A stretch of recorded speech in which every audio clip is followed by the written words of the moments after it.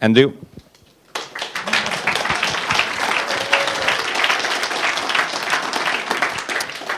Thank you. Welcome, everyone, and thanks for so numerous participation. Is this working? Yeah. Okay, thanks. I want to also thank PyCon Italy for the best EuroPython conference ever. It's my first one.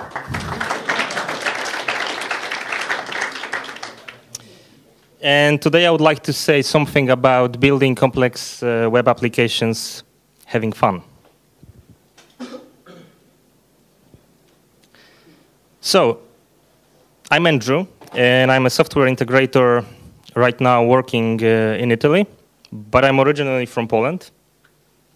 I have 8 years Python experience, and right now I'm mainly working with Plone and recently with Pyramid. And I'm also an open source contributor, which I will tell more at the end of the presentation.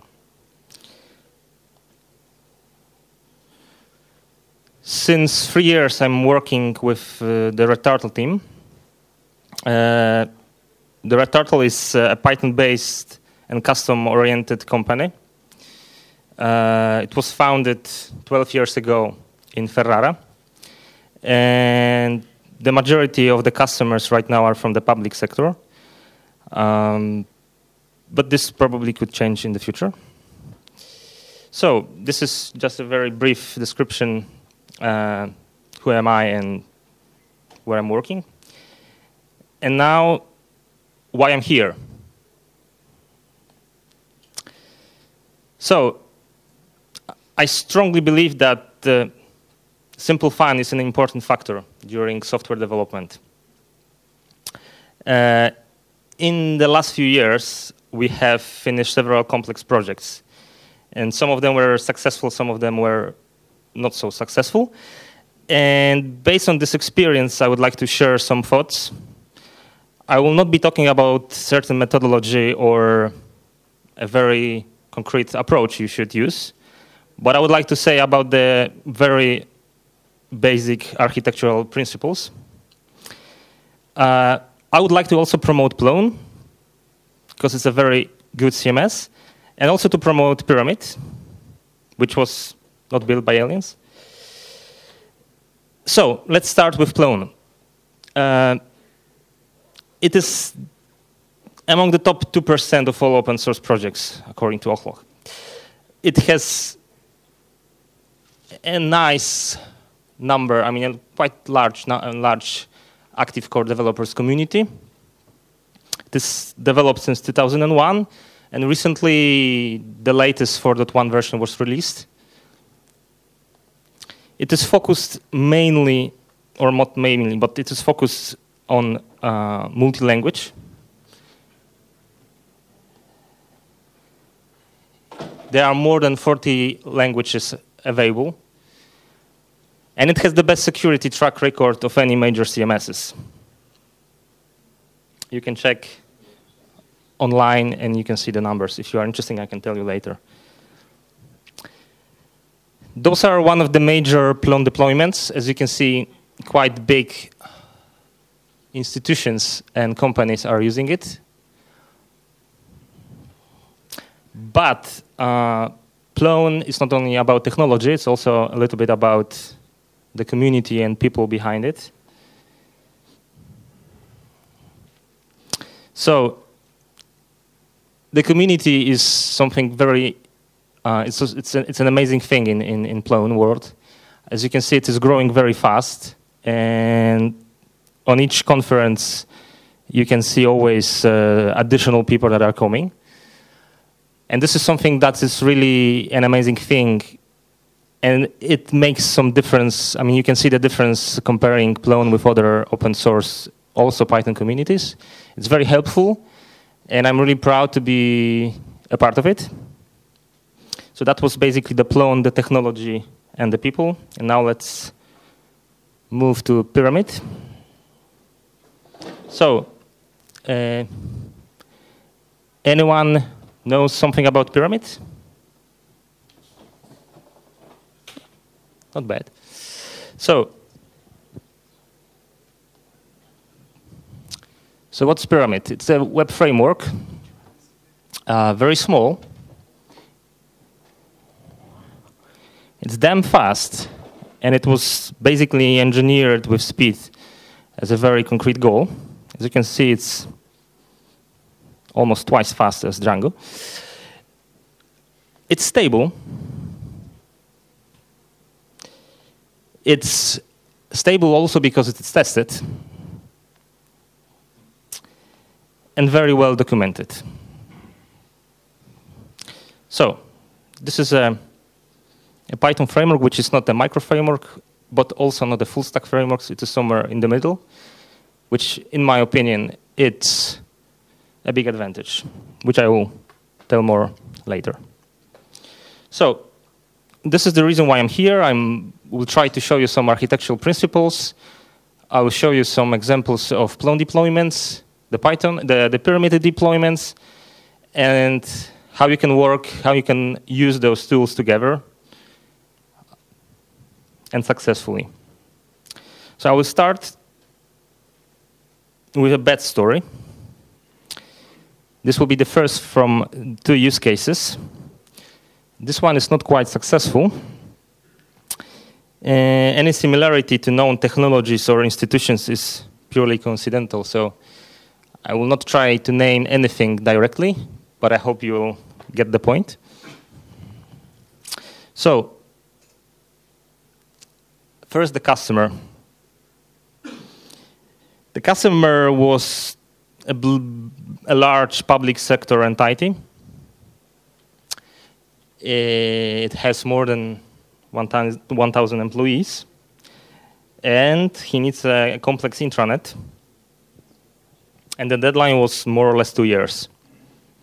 And by the complex intranet, I mean a very specific document management system with advanced sophisticated workflow and security. So that's the requirement. So for that project, we have chosen a team.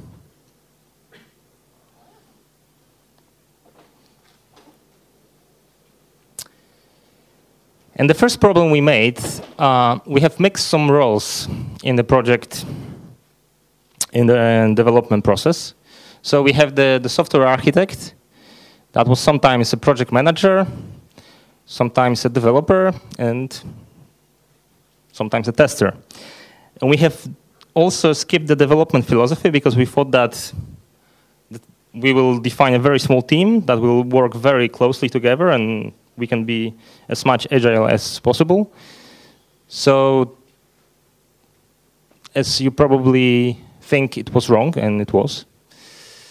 So that was the team. Then we have also chosen technology for that project. And we wanted to use a very cool, edge, complex one. So not the one that already was on the market, but we thought that we can use something new that will be better than the one that exists. And after that, we have started to struggle with the learning curve effect. Anybody here was struggling with that problem before? Oh, impressive. You're lucky guys.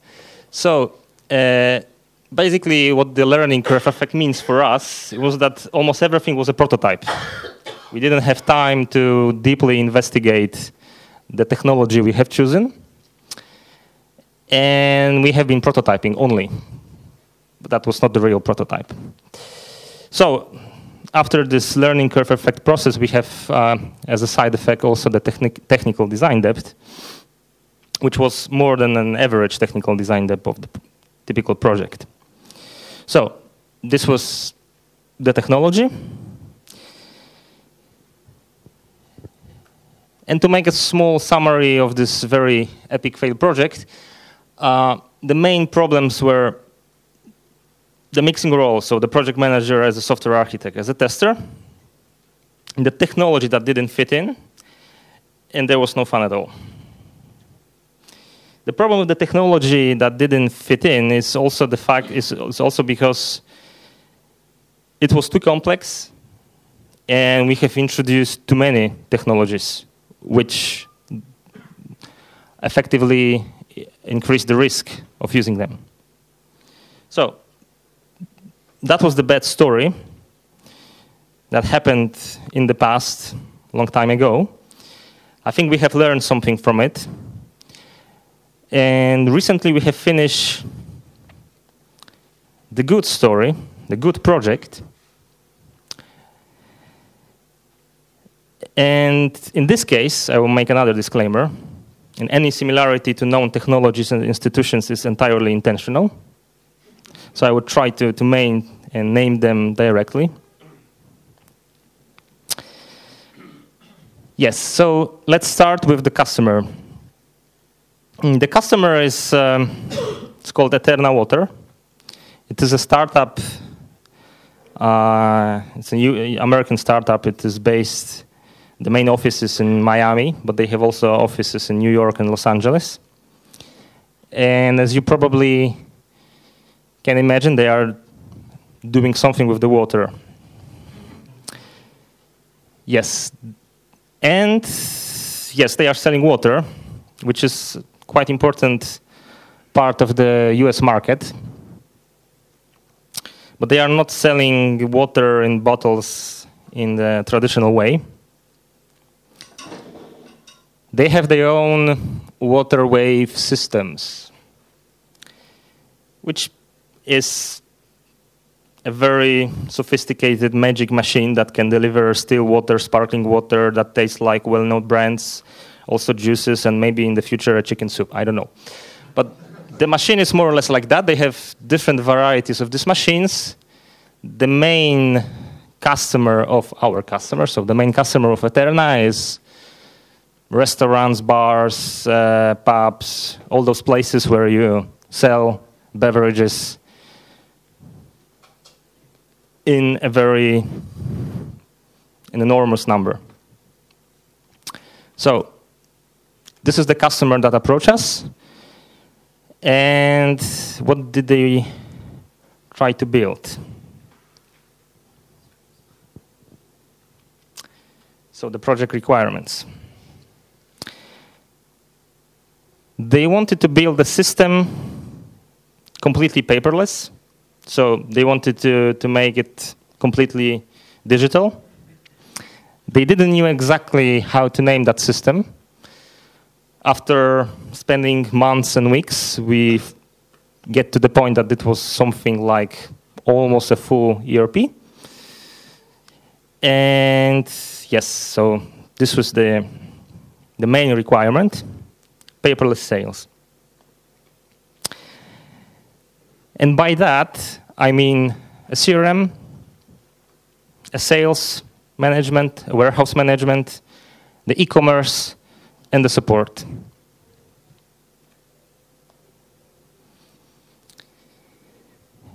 The order is also important because this is more or less how the whole process is going. So for the CRM, they needed a customer management with satisfaction, management, order status, and those kind of things. Some sophisticated reports, also for the machines they were selling, and some advertising campaigns and this kind of stuff. For the sales, they wanted to have a network management, sales network management, so all the sales agents in the US should be somehow connected with a tree structure, with additional permissions based on that and other features.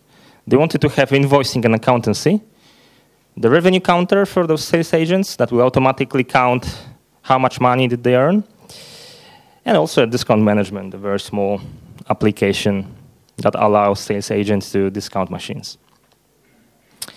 For the warehouse, they wanted to have a catalog management, so all the products they were selling, not only the machines, but also juices, accessories. One of the accessories was a Wi-Fi, it's a Wi-Fi card that you can plug into the machine, and then automatically it sends information to the central server when it needs to change the filter, how much water it consumes, and so on. So those kind of stuff was in the catalog, and they need an application that will manage it. So there's also a warehouse management, quite classical one, and a logistic tracking. So every time somebody is moving a machine, basically machine, but also beverages, accessories, between warehouses or between supplier and customer, they need to track everything, of course. Then there's the e-commerce, which is actually an online shop for those beverages and accessory stuff.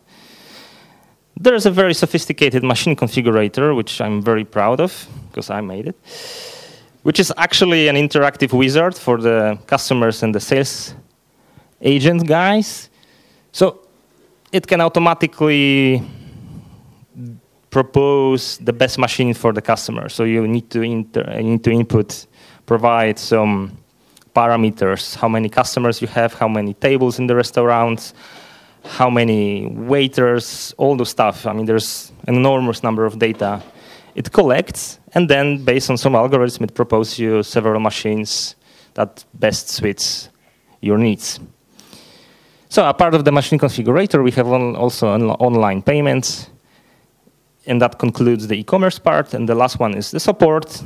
So every time the machine is broken, you need to have a filter change or emergency service, or the whole installation process, it's kept in the support. I know that the order installation process probably doesn't fit logically in this part, but from the business case point of view, the customer wants to put it into the support, so it is here.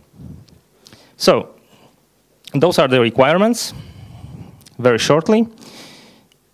And also checking from the business point of view, we have divided it into the intranet and the extranet. So the part that is available only internally in the company, and the part that is exposed also to the customer.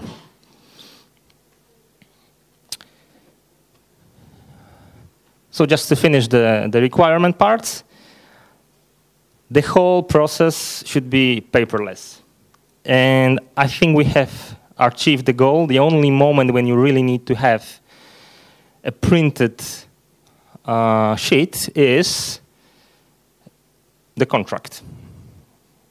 But this is a legal stuff. You need to print the contract, you need to sign it, and you need to scan it and put it into the system back. So the whole process is completely paperless. There are also some gotchas. So a part of the fact that we didn't know that we are building an ERP from the beginning, we also didn't know all the requirements, because it is a startup, it was a startup. So the customer didn't have a huge experience in that market. So he didn't know exactly all the details for all those steps in the process. He didn't know exactly how the warehouse management will look like or should look like, and so on and so on. So yes, the requirements were not rock solid. And we need to properly choose technology so we can grow with the customer, also not just for the first phase that has just finished, but also in the future when the new requirements arise. The second problem is that the customers in US, we are in Italy, so we need to carefully plan the meetings, this kind of stuff. Based on those two, maybe not the second one, but mainly the first requirement, so the first point that the requirements are not rock solid, comes the third one, that we need to find a proper framework. We didn't have huge experience before with small frameworks like Pyramid. We have mainly experience with Zope and Plone, if it's about Python world. And we knew already from the past that we are not able to build an ERP, a vertical application in Plone entirely. So we need to choose something, we need to find something new.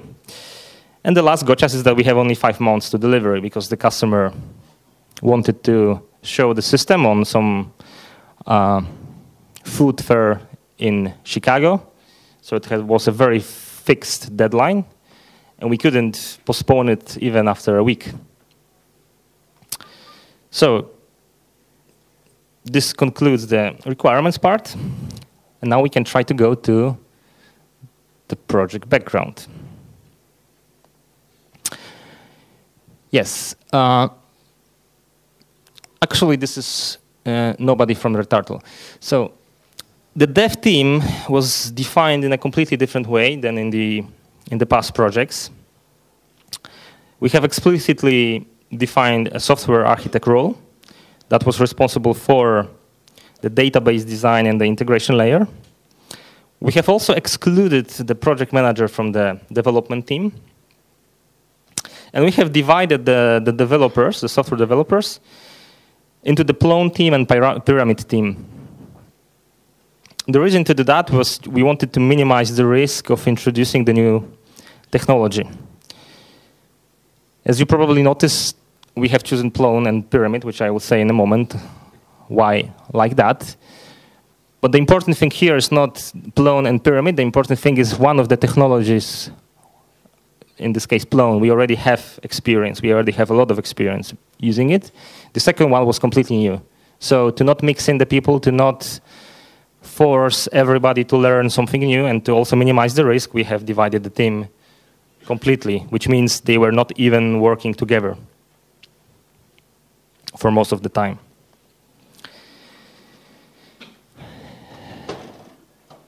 What was the result from this choice, and what was the side effect of this choice? First of all, we have just found that prototyping could be good and could be quite satisfying. You can have a lot of satisfy from that. And we have spent roughly about 10% of our whole time for prototyping. Mainly, of course, in Pyramid, but also some parts in Plone. And we have also, it was not just a simple prototyping that we just make a draft package that enters to production. We have put this whole process into an ongoing process. So we have been starting with a prototype, then we have learning new things. We have been improving things. And also from that process, the Pyramid formal alchemy born, which I will tell at the end. So yes, this was a very interesting discovery. The second thing is that we have also discovered that we need always, that the collecting of the specification is a process that is ongoing. We knew it from the beginning that the customer doesn't know exactly what he needs, but believe me, we didn't realize that he completely doesn't know certain things, and we need to work very closely together. And I think sometimes we have also helped him to choose, from the technological point of view, to choose the proper thing. So this was also quite time-consuming task. The last thing, the last conclusion, the last side effect was, yeah, we have started to have fun using the software, mainly Pyramid, but also Plone. But Plone we already knew, so it was fun, let's say, on the same level, but Pyramid was fun to discover. That was really nice. So now let's focus. If we know already the customer, we know the requirements, we know the team, we know how we have configured all those things. Let's see what is the technology behind it and how we have glued together everything. Probably already know that it's Plone and Pyramid.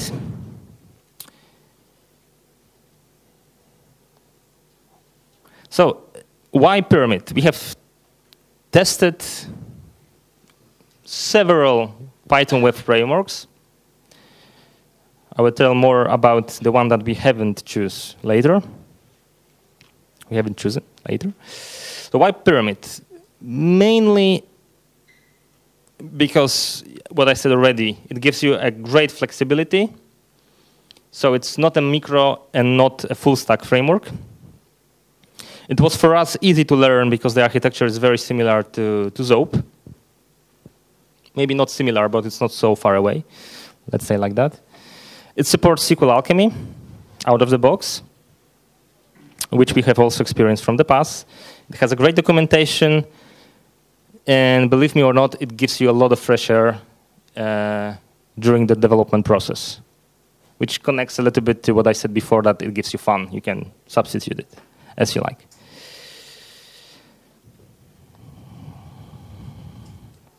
So those are the main reasons for us why we have choose Pyramid. The second thing is that probably most of you think that Pyramid is just a black hole. I mean, you just download it from PyPy and you are getting nothing, right? You need to write everything from scratch. Yes, that's true, but the point is different. The point is that I think it is not the most important thing that you are having a full, I mean, for us, for that project, of course, it was not the most important thing to get everything in the stack. So get maybe a working already ERP that need to be configured because the requirements, as I said at the beginning, were not clear. And we want to have something that is flexible. The second thing is, and what we have discovered is that building something in Pyramid, even something very quite complex, like a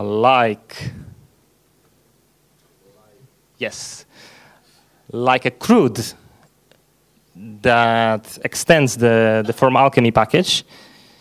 It's not so difficult. We were able to do that as a sub-project during those 5 months of development.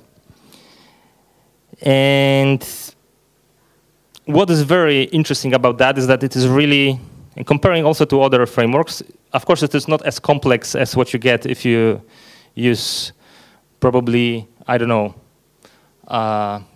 if somebody knows something about Plone, he knows archetypes and the widgets in archetypes, they are much, much more complex. You have much, much more of them.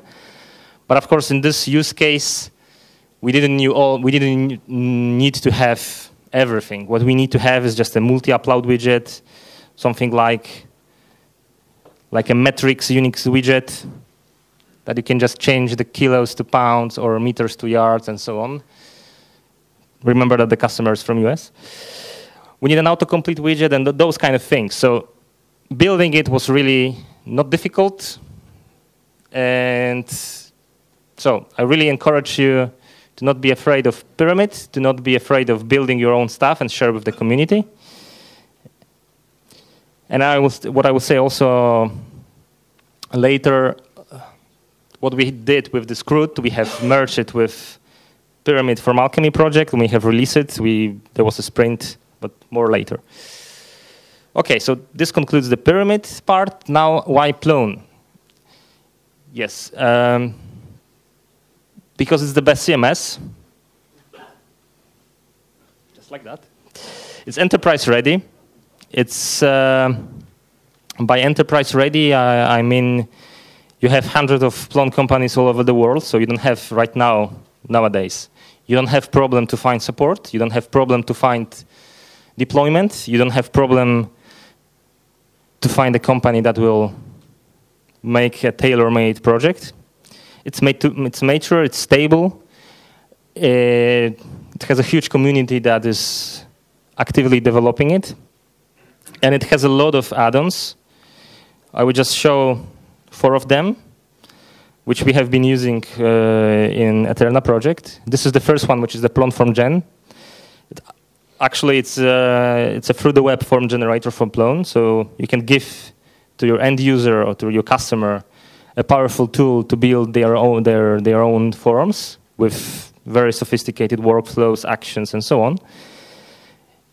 In Eterna project, I mean, this is what we are always struggling with. This is a normal experience for the Plone developers, that when you are giving a Plone to the customer, he's shocked, right? I mean, I'm getting this for free. Yes, you are getting this for free.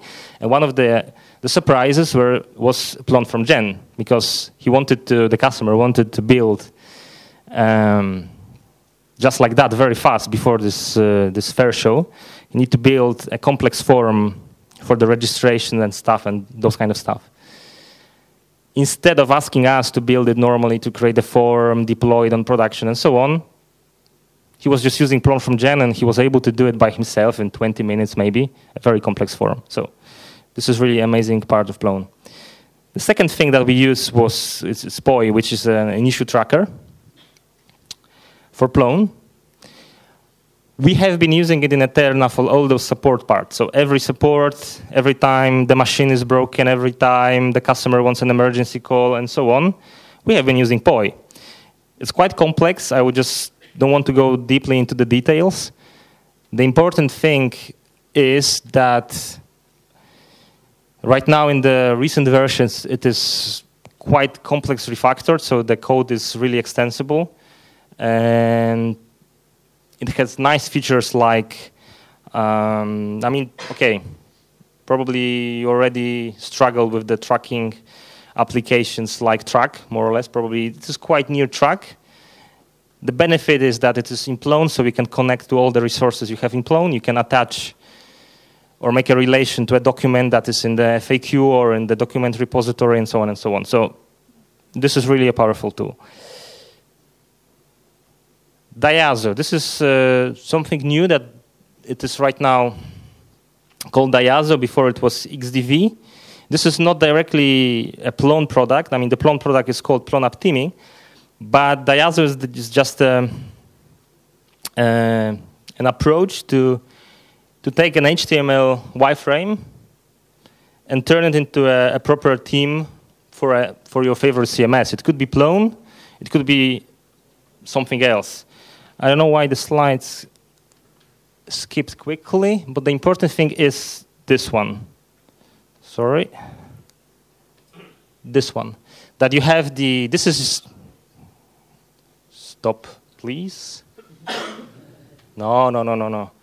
Go back, please. No, it doesn't want to listen to me. Very bad. So I will need to force you. Yes, thank you. The point is, you have a static HTML that you can download from a free web resource, whatever. So this is your HTML and the CSS and JavaScript, whatever. You are writing a file in XML that is a rule, some kind of rules that were very fast. Now it stops. That are here. Those are the rules. Watch out. Okay, and this is the final result. So you can see that the real HTML resource with CSS and JavaScript was transformed into Plone. So you are just taking apart one div and put it here. That this div need to be here in Plone. This column need to be here. And this is the concept. If you are interested, there are a lot of talks about Diazo. There are a lot of tutorials. I don't want to say anything more. It is really, really a complete change for teaming in Plone. You can right now do a very nice-looking Plone teams, not in weeks, but in hours. And the important thing is that you don't have this problem with complexity, with Plone complexity. That for the graphic guy, you need to download few megabytes of X with dependencies. You just need to give him the static HTML. You just need to know more or less about XML and how to transform things, and that's it. And what is new in the Plone App Teaming right now, you don't need to even ship it as a Python egg. You can just create a zip file. You can just zip the folder with the resources and the rules, and it works. The last thing, Lingua Plone. This is a very nice product for Plone. Well, this is what I said also earlier. Plone is very focused on multilingua and all those internalization stuff. It's really easy to create content in multiple languages. It is not, I don't know if it is shipped out of the box with Plone. I think not. No, you need to download it. But yes. So we are not right now using it in Eterna, but we are planning to use it in the next phase because the customer will be going to other markets like Mexico and other things. So we need to keep all those things properly translated. Yes. So this is more or less why Plone and why Pyramid. And now let's go fast to the integration part.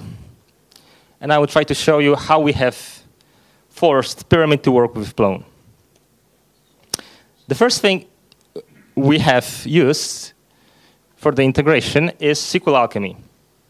This is also the reason why we have chosen Pyramid instead of other frameworks, for instance, because it works with SQL Alchemy out of the box without any problems. And this is more or less what we did. We are using Postgres, there is SQL Alchemy part. There's then we have the shared model, the shared package, Eterna models, which contains just the models from SQL Alchemy. So it doesn't have any dependency neither to Plone, neither to Pyramid. And then it is imported and reused in those two applications. The benefit of this approach is that in Pyramid, of course, you can build those Pyramid from Alchemy forms and go on with the vertical application. In Plone, instead, you can directly create some very fancy reports working directly on Python objects because you are importing them from the Eterna models. It works really well. It gives you a lot of flexibility. And what is also important, you can completely disconnect the Pyramid team from the Plone team. This part, I mean, the main part here was done by the architect guy. And the Plone team was reusing just the Eterna models, and the Pyramid team was also just reusing it. So it also gives you the stability because you don't need to, I mean, you minimize the problem that somebody missed an attribute or something. You just have one repository for your models, you are using it in both applications. The second integration part was the authentication and authorization. Yes, this is more or less the concept we have in the project, in Eterna project. We have two types of requests. I mean, at the end, the request is one, but it is using different paths. So if the path matches the Plone part, for the authentication, we are using path plugin, let's say, SQL Alchemy. If it matches the Pyramid part, we are using just the repose who plugins, let's say, which is the default. There's a default plugin in repose who. We are not using Plone in the WSGI environment. So we could, of course, we can simplify everything by just using repose who for both. But then we will need to change the architecture quite a lot and just disconnect Plone from the Zio cluster and so on and just reuse probably remote WSGI in Apache to serve both. We didn't want to do that. We have good experience with using Zio clustering, so we didn't want to introduce too much of the new stuff, remembering still the bad story. So this is our approach. And the storage is, of course, Postgres. So in the Postgres, we are keeping the users, groups, and roles. We are keeping them for both Plone and Pyramid. So when you are using this pass plugin SA for Plone, it automatically substitutes the default Plone security, right? So you are not storing users anymore in ZioDB. You are not storing users in Plone. You are storing them in Plone, in Postgres. Also the groups and also the roles, because the Plone security is based on those two. We have simplified the authorization part in Pyramid. We are actually using just a simple group mapping. So you just add a user to a group, and then in the code, we are attaching the group to certain functionalities and certain permissions. We have also the single sign-on, which was quite trivial and not complicated to add. In Plone, in the bundle, you have already a Plone session plugin that is using the mod auth. So this is what you have in Plone. In Pyramid, you have repose who plugin that is doing exactly the same. The only thing you need to just define and configure is the share key that need to be the same, and the same cookie name. After that, it works. Maybe not directly out of the box. You need to make some very small patches in a repose who plugin. Yes, exactly. But after that, everything works very smoothly. So we have the SQL Alchemy, we have the authentication and authorization. And the last part of the integration part is the build out. We are using build out for the deployment. And because we are using the same Python version, we are using Python 2.6 for both Plone and Pyramid, you can just very easily, even if you are using different versions, you can also do that. But in this case, it is even more easier. So we are just using one build out to rule them all. And the benefit also from this approach is that you can share the generic configuration in the same build out. You can reuse some environment variables and this kind of stuff and share them in both Plone and Pyramid, like database connection string, and so on and so on. As you can see, also the Eterna models are shared in both Plone and Pyramid. So this is just the glue. We are gluing the whole stuff with this build out. last look on the project itself. So in front we have Apache. Then we have also Beaker, which we are using for sharing the session.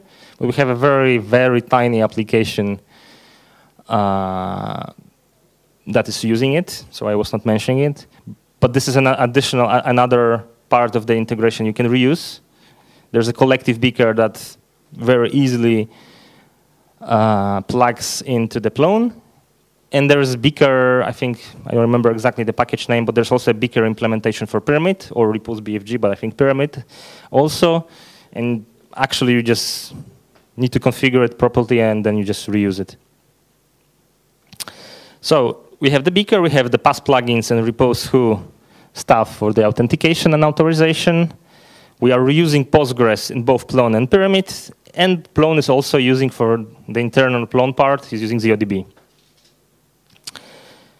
And if it's about the intranet and extranet part, it is more or less like that. So the majority part of extranet is done in Plone.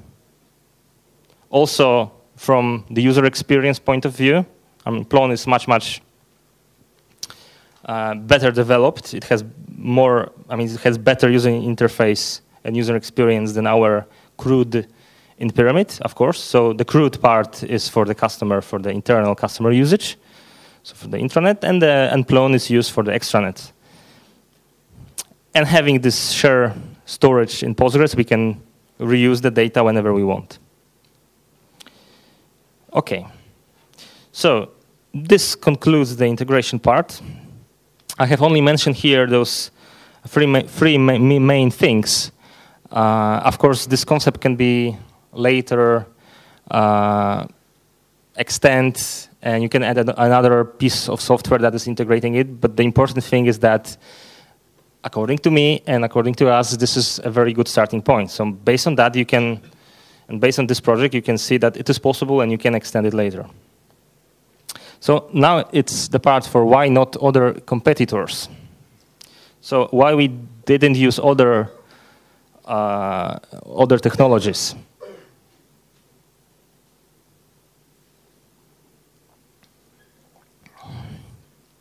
Before I will show another slides, I have a few questions to ask. How many of you was using at least once Django in a production project? Okay. Drupal? Yes, we have Drupal users here as well.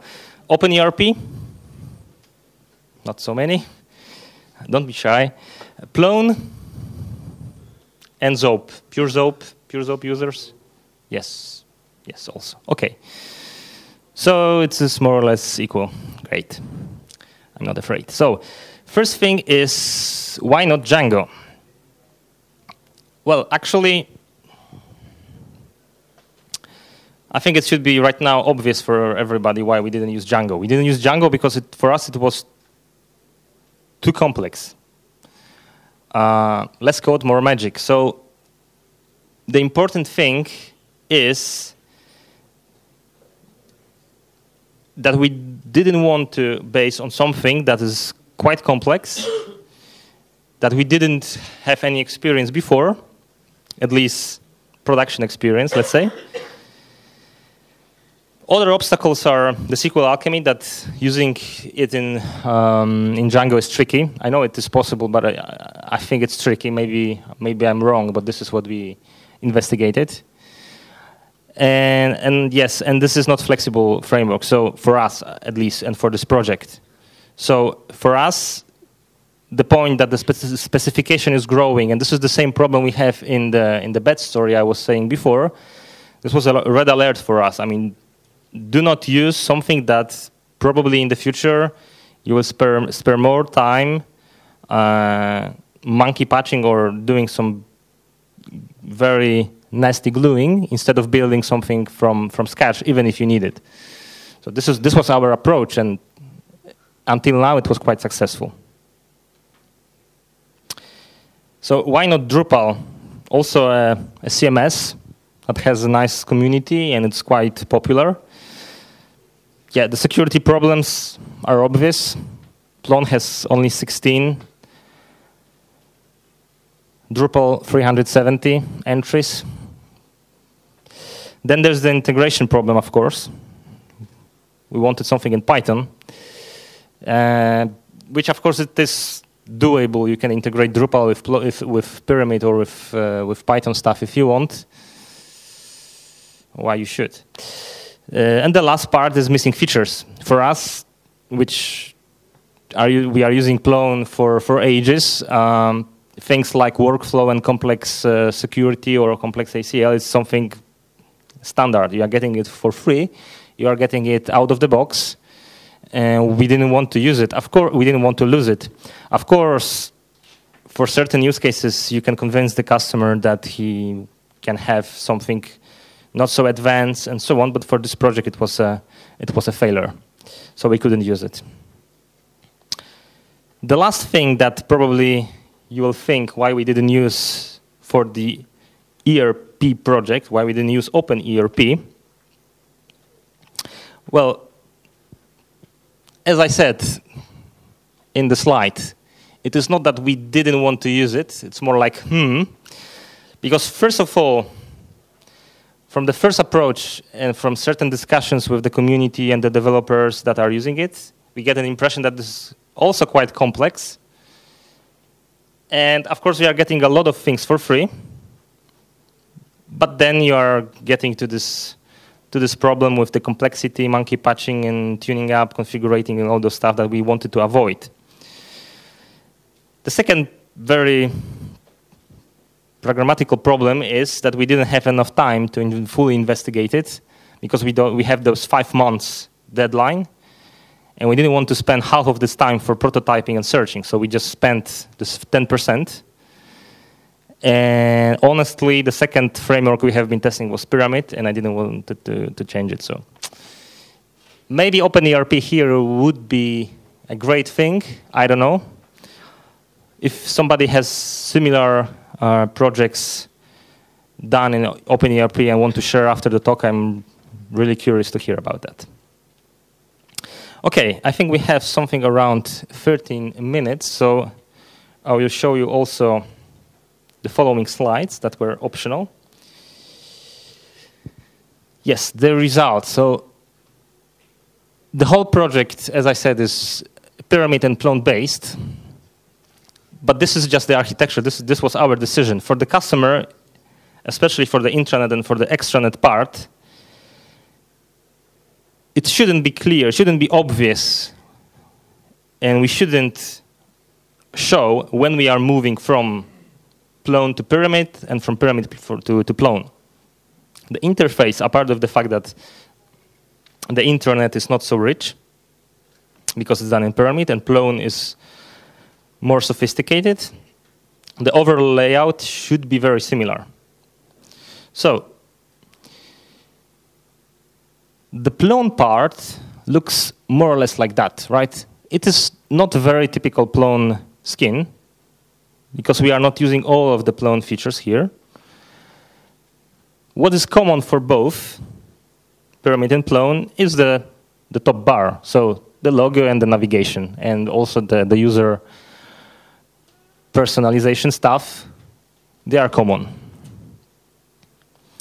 This is another slide with another view. This is, at the end, the main part is a typical Plone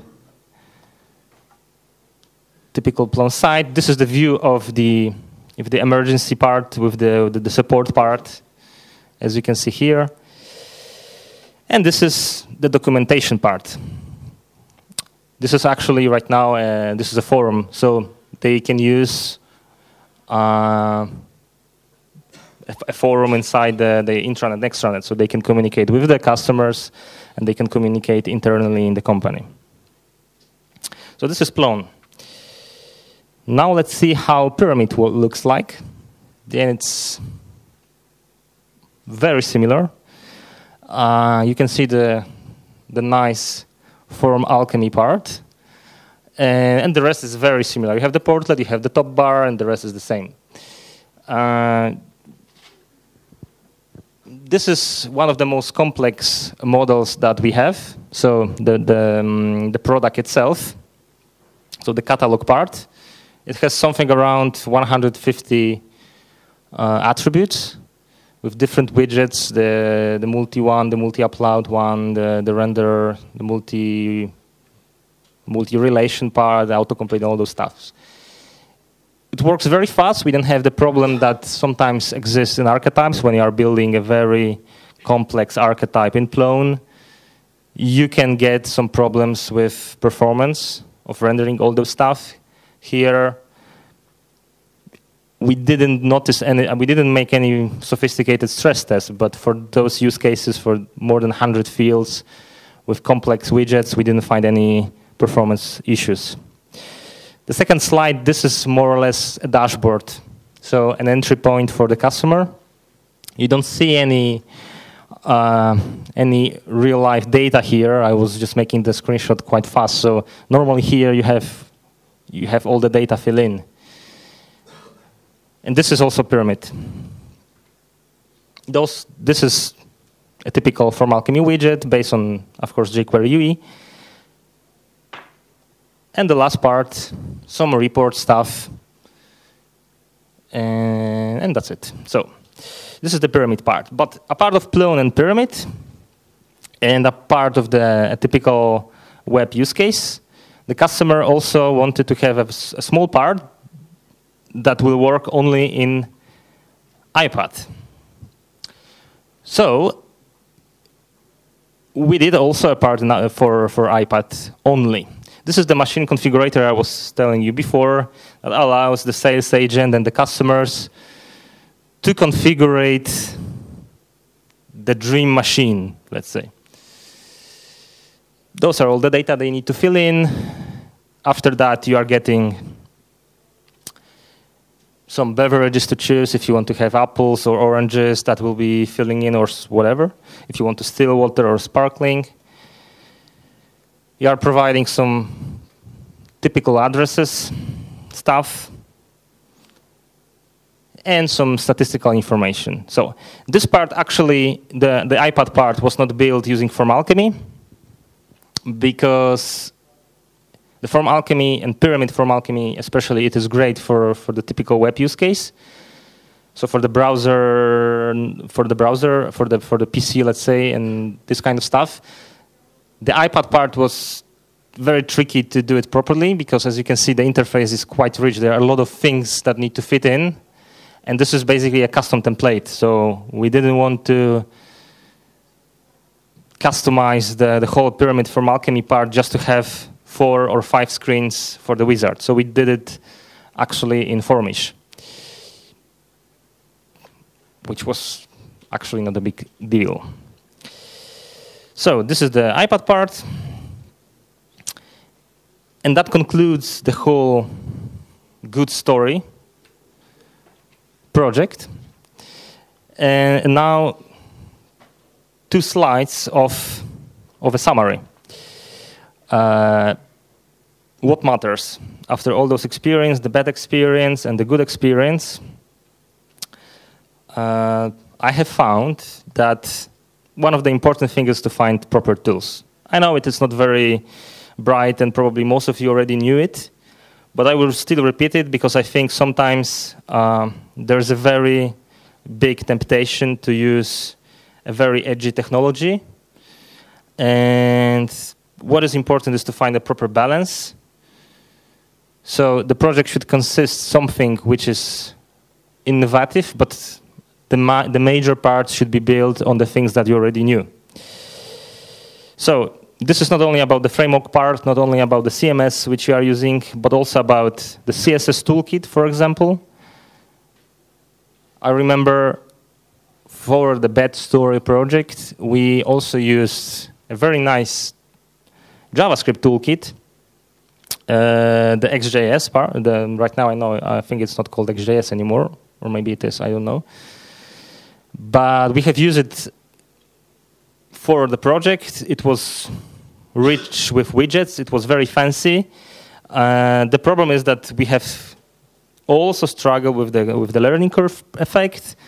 It is really nice for the very easy demo, but when you want to customize it, when you want to fix some very, very deep problem, you are spending weeks and you are not productive. So finding a proper tools that will be smart enough and that will fit into the project is the first important thing.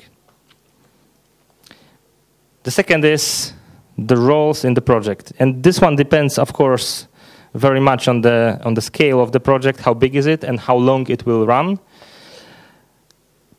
But what I see, and this is also probably obvious for some of you that was doing a complex project and were working in a big teams and so on, that mixing the roles, so doing things that you should not intend to do, in most of the cases is wrong, because then you are losing the responsibility in the team, and you are losing the productivity. And this is one of the things that, in our case, we have improved a lot, comparing the bad story to the good story. So I think I really strongly advise you to rethink the cases when you think it's better to have a MacGyver in the project that is doing everything. I think it is not always good. So we have 4 minutes left. I will go right now to the last part. What's next? What's next is basically about the pyramid CRUD that I was already saying before. This is what we did this is the part of the software that we developed for the form generation and for the widgets. So do not manually wrote all those forms. We have based on the Kelpie, I don't know how to pronounce it honestly, on this prototype that was written by Sergey. It uses SQL Alchemy for the models, Form Alchemy for the forms, and optionally you can also use fa.jQuery, which extends the jQuery UI. Right now it is known as Pyramid Form Alchemy, and what we did last week, there was a very small micro sprint in Ferrara, in Red Turtle office, and we have been trying to merge, and I think we did it quite successfully, which I will tell in a moment, merge all those code that we did for the Eterna with the Pyramid Form Alchemy that was developed by Gael, the maintainer of the Form Alchemy package. So what we have accomplished. Right now, comparing to what was before, we have the event hooks. So you don't need to monkey patch your CRUD framework to modify the model before you save it or before you delete it. You just can subscribe to that event. We have the customizations of view and actions. So if you want to have a different view for one of the models, doesn't matter if it's listing, edit, one of the CRUD views. If you want to customize it, you can use the Zob component architecture and register a custom view for that. We have right now also the internalization support. One of the widgets that we missed in the Pyramid Form Alchemy was the autocomplete one. It is there. And we have also the paster templates. So right now it should be very easy to start up your project. If you want to test it, I will show you in a moment how to do that. Really easy. The plans, what we have also started to do is the fun static integration. Anybody is familiar with fun static? Yes. It's a very fantastic middleware that, first of all, you can just try to imagine if it would be amazingly great to be able to write JavaScript dependencies like we are doing in the Python packages. So you can just say that the Pyramid Form Alchemy depends on SQL Alchemy greater than 0.7. And you just write it in your setup PI, and you don't care how it works, but it works. This is more or less what you can do with the fun static. You can make the dependency between the JavaScript that you are using.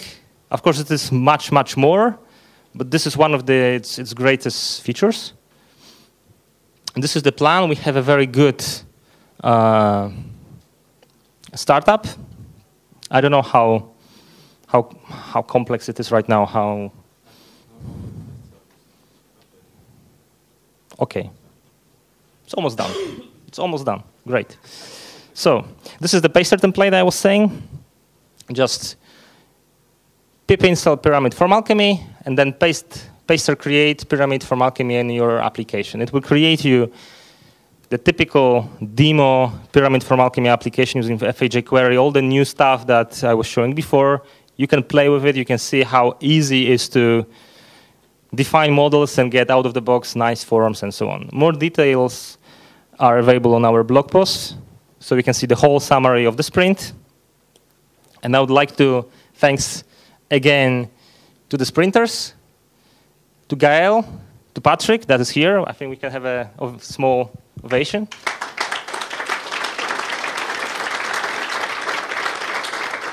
Thanks to them, we were able to achieve all those things in actually 3 days without being quite productive. I will not say anything more. And what is important is that we have right now the new releases of Pyramid from Alchemy and FAJ query. They are fresh from yesterday.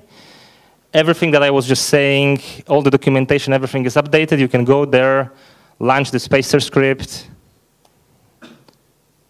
That was here, and voila. And I think this one was the last slide. Yes. That's it. Thank you.